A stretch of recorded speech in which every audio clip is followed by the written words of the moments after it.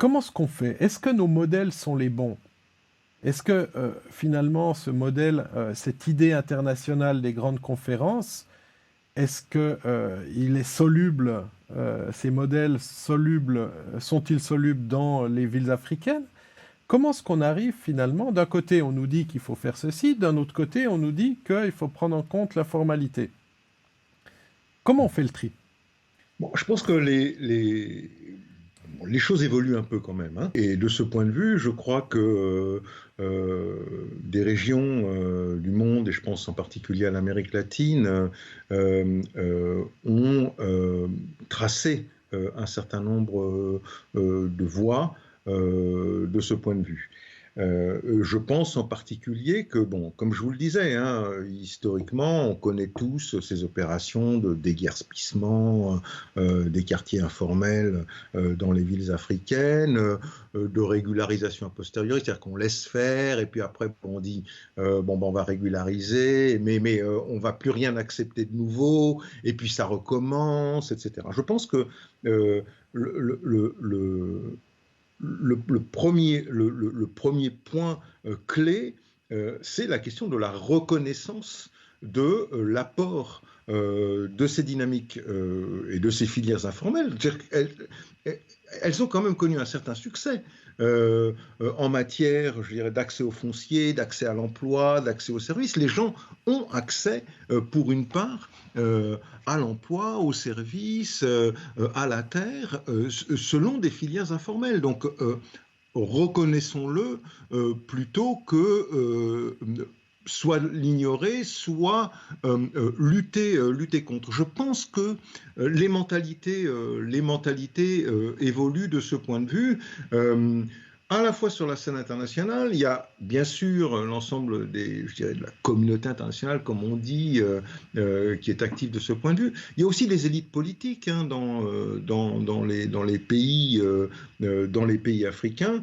Je crois qu'il y a un vrai besoin, et je reviens à ce que je disais tout à l'heure, de compréhension de ce qui se passe et de mettre à jour et de démontrer que ces filières informelles ont produit la ville. Mhm. Et là, on revient sur à la fois les questions de discours, des questions de conviction, des questions je dirais, de mobilisation et d'accroissement de la compréhension des acteurs impliqués.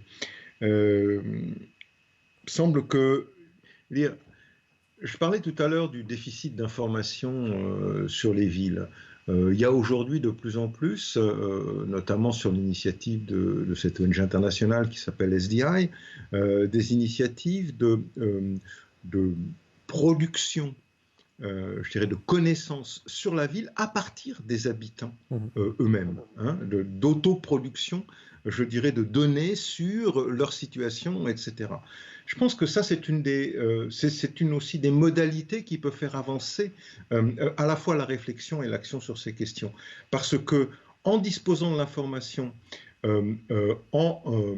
les quartiers, les personnes habitant dans les quartiers peuvent à ce moment-là négocier, avoir des éléments pour débattre, dialoguer avec les autorités locales sur, je dirais, les besoins, les attentes des quartiers en question. Donc je pense que des évolutions se produisent, ça existe, on reconnaît malgré tout de plus en plus ces filières. Il y a encore du travail à faire hein, de ce point de vue, mais on reconnaît les potentialités de la production informelle de la ville. C'est un combat qui demeure et je veux dire, des régulations appropriées doivent être mises en place.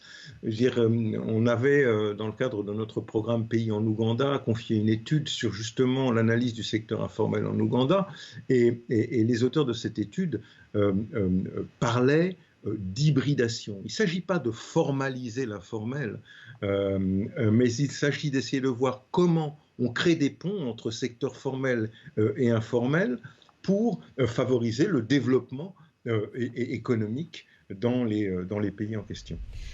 La question de l'économie dite informelle.